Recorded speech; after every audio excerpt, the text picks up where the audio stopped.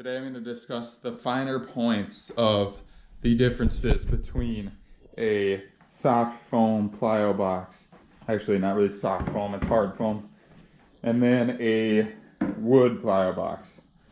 So wood plyo boxes were pretty much, or steel ones, were pretty much the only one you could buy for quite a while now, and eventually, probably with the rise of CrossFit and a lot of people doing box jumps and a lot of people really banging their shins up on plyo boxes, the market saw a demand for something that wouldn't screw up your shins and put you out of training for weeks at a time. Enter the soft, or the hard foam. Why do I keep saying soft? Hard foam plyo box. Now, if you're in the market for a plyo box, I think the wood ones are slightly cheaper, obviously much heavier. So if you buy them deconstructed, like I bought this Rogue one, so they just sent the pieces and then they sent the hardware and you just got to put all the screws in, that cuts down on the shipping costs tremendously because they just got to send a little package about this high with a bunch of plywood in it. You put the box at home by yourself, or whatever, have someone help you. But if you have a power drill, or even if you have like a pretty good screwdriver, you'd probably be fine. I don't know, I definitely prefer a drill because you got to put a lot of screws in here, but even if you just had a screwdriver, you'd probably be all right. It doesn't take too terribly long.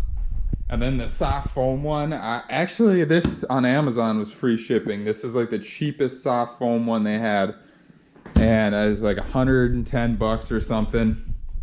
Both of these boxes are the same. You can get smaller ones that are cheaper, but I feel like this is the most standard size and this is the most versatile size. So this is 20 inches in this way, and then it's 24 inches when you put it on this side, and then it's 30 inches when you put it on this side. So now we're going to talk about kind of the differences and what you want to consider if you're going to buy a box, plyo box. Now, most people just think, oh, it's a plyo box. You're going to jump on it. You're going to do box jumps on it. That's about it. But you can do a whole lot of other stuff on this. And if you're spending $100 or so on a piece of equipment, you want to kind of get your money's worth out of it.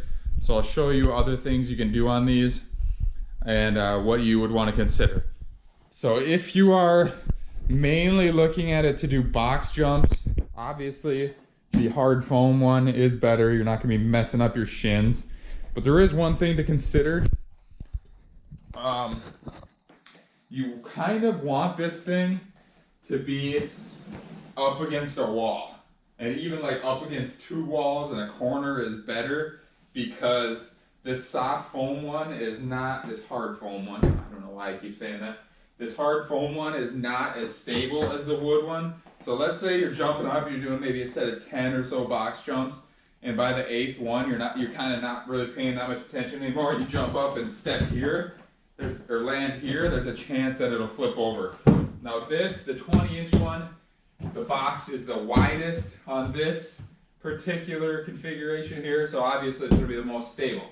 Now you put it up like this, the width just dropped in half. So then if you jump here, it's really, you definitely have more of a chance of doing something like that and flipping it over. And then this way, you really have a chance of flipping it over. So if you put it up against the wall, even if you jump on the corner right here, that friction against the wall is going to kind of, hopefully you can see this. That friction against the wall here is going to kind of stop it a little bit. I mean, it might not do a whole lot, but it's hopefully going to give you at least enough of a chance to realize that it's flipping over and you can land safely and correct yourself. But for stability, the wood definitely wins over on this.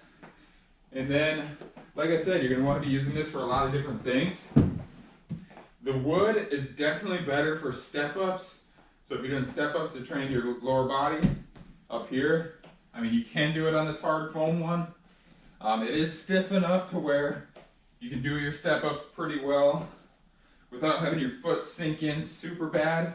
But I mean, this is just my body weight. It's sinking in a little bit. If you're throwing like a sandbag over your shoulder or over your back, or if you're holding like fairly heavy dumbbells or something, obviously your foot is going to be sinking in even more.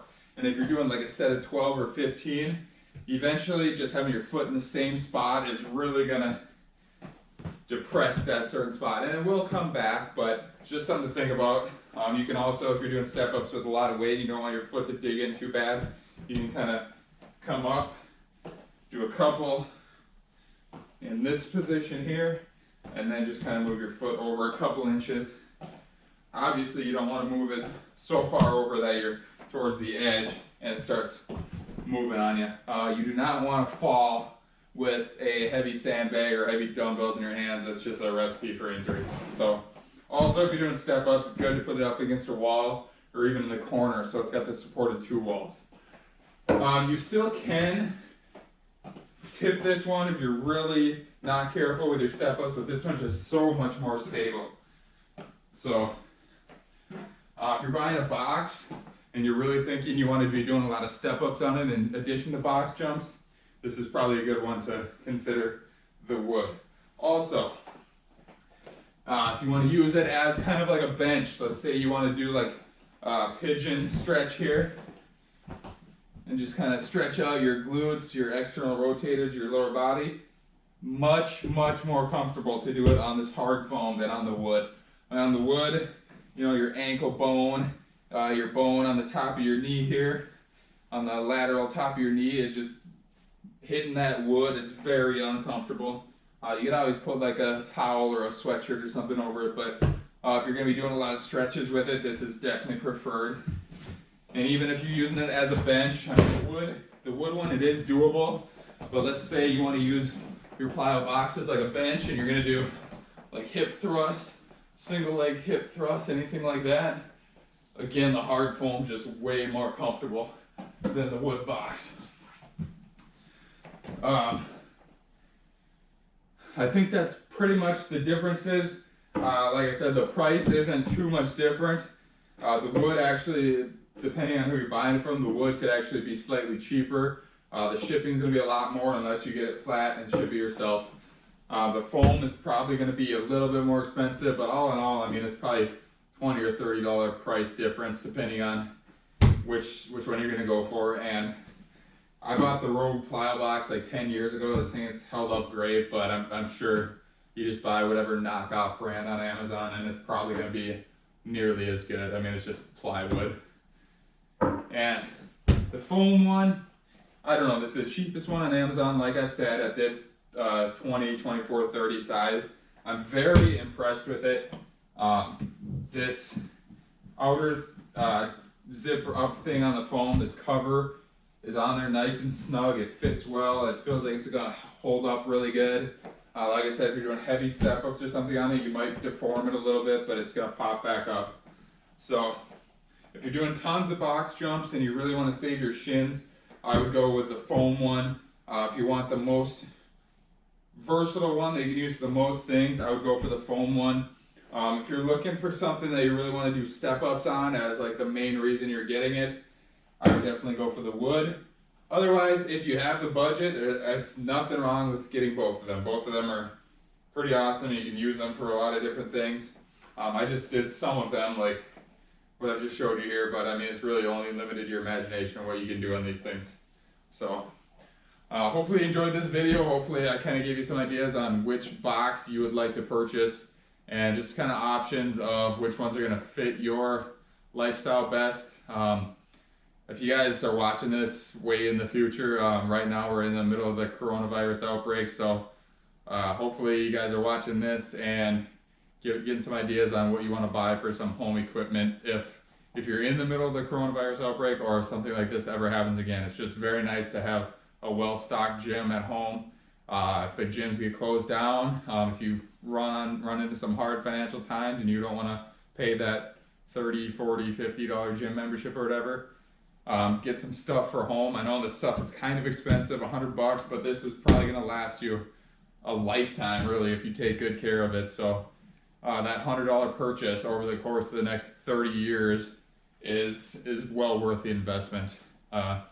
Just don't go spending a bunch of money on reckless, stupid home gym equipment, which I'm definitely guilty of in the past. But really think about the purchases. Buy something that you're going to get a lot of use out of. Don't just look for the new flashy thing that's the hot thing at the moment. Buy something that's time tested and you're going to use for a long time. and then I will quit ranting for you guys. But thanks so much for watching this video. If you liked it, please give a thumbs up and subscribe for more home gym fitness equipment reviews, workouts, and if you have any suggestions on videos you want me to make, feel free to leave a comment and suggest, and I will see if I can get that done for you guys.